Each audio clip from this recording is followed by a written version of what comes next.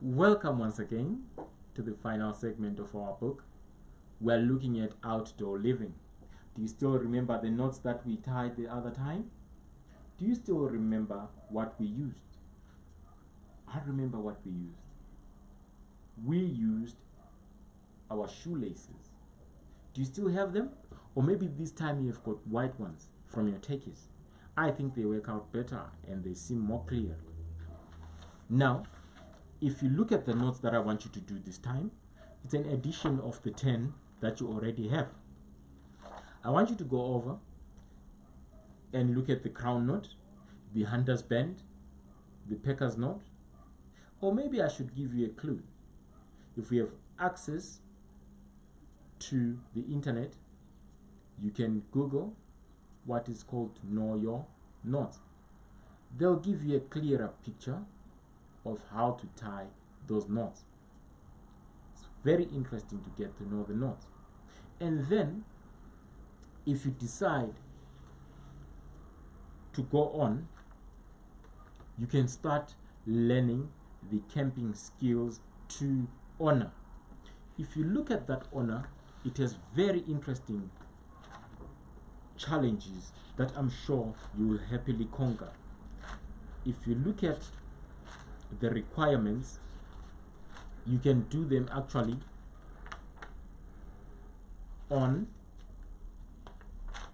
the theoretical note, and then you'll be able to look at them practically when we're able to go outdoors again.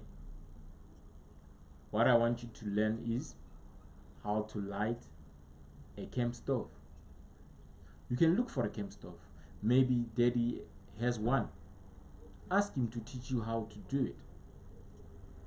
I want you to learn how you practice etiquette. Are you one of the people who always makes noise when you're at a camp? How do you behave when you're at a camp? I want you to understand how you select a good campsite. The 6 W's: the water and the weather and all the other W's that you can find. We find that you also have to consider wind. How does wind affect us? How do we pitch our tents when we are looking at these elements that affect us? I want you to be able to get clean water when you're at a camp. How do you get clean water? And how do you preserve the water? Water is a precious commodity. We spoke about it last time. We said we should at least drink some water all the time. I want you also to go on and participate in a weekend camp out. Can you start preparing for it now? So that when we are out of the lockdown, you'll be able to practice all those things that you have learned during this time. I want you to also take part in a worship service. How would you plan a worship at a camp? How would you conduct a Sabbath school when you're at a camp? Do we conduct it the same way that we do when we're in church, when we're in a building? How would you make it enjoyable? Can you sing now? Maybe you want to try and lead in the song service. How about a worship thought? Can you give us a worship thought? Or maybe a story? Have you done some Christian storytelling? Or maybe give us a story that we can use. You remember the story about the servant of the king who always said, "Thank God, for it could have been worse." Or the one where the servant of the king used to say, "All things work together." In other words, he used to say, God is good all the time. Or maybe you can give us a lesson study of the Sabbath school.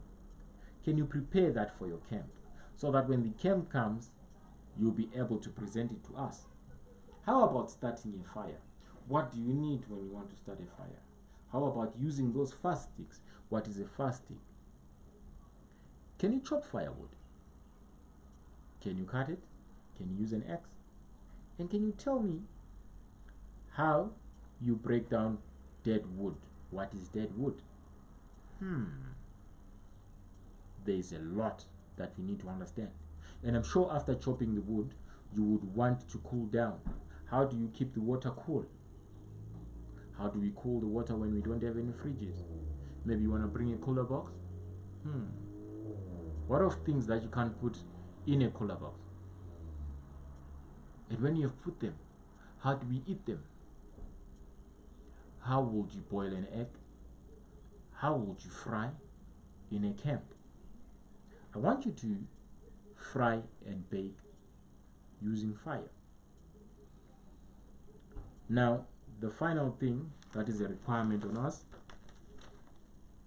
is to work on the tent and the things that are inside. How do you pitch a tent and how do you strike it? How do you do the bedding inside? All those will be interesting things. I want God to bless you as you go on and look at the practical. Bye, companions.